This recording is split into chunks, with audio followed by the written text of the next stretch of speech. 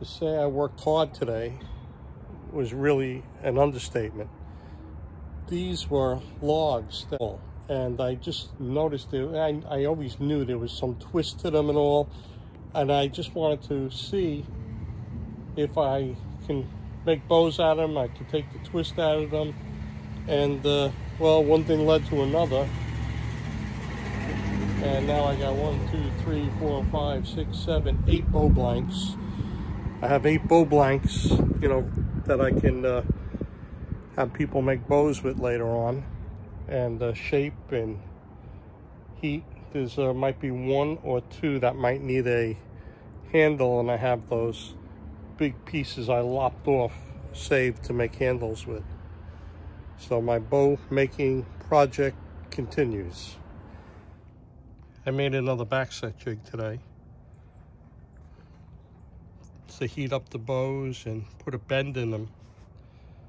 So this one on top only has an inch backset, and I used it for the juniper bow and for the sassafras bow, and I wanted one just a little more backset, so the one on the bottom is the new one I made today, and it has, I guess, another 1/2 inch or 1.5 inches of backset, maybe a hair more.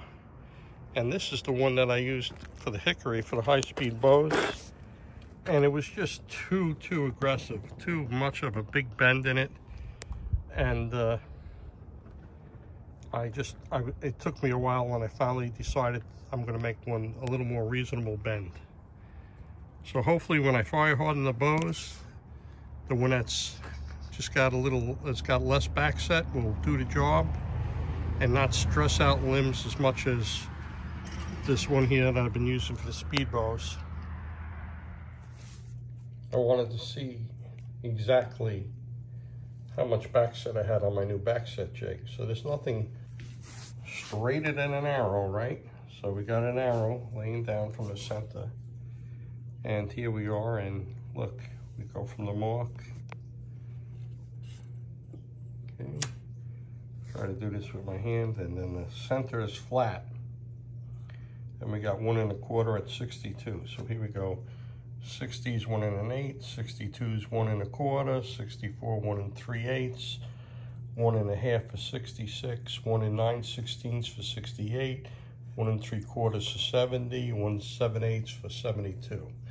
So that's just the size of the backset, the gap, you know, that's how much of a bend the backset jig puts on those particular length bows. I made a couple of bow blanks out of a bunch of hickory staves I had, and there's 1 or 2 that were kind of really crazy twisted. And what I'm going to do is, now that I have that jig, I think we're going to have rain tomorrow, I'm not sure, but I'm going to steam this for an hour when I get a chance. Steam it for an hour and 15 minutes and clamp it on the jig and see if the steam will straighten out that hickory. Okay, because just trying. If it don't work, it don't work. I really don't care. I got to give it a shot. I don't feel like throwing out hickory, you know.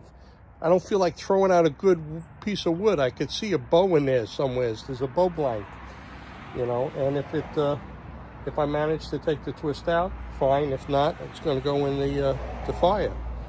So just wanted to show you a little less aggressive jig. I think everything's a little better when it's less aggressive.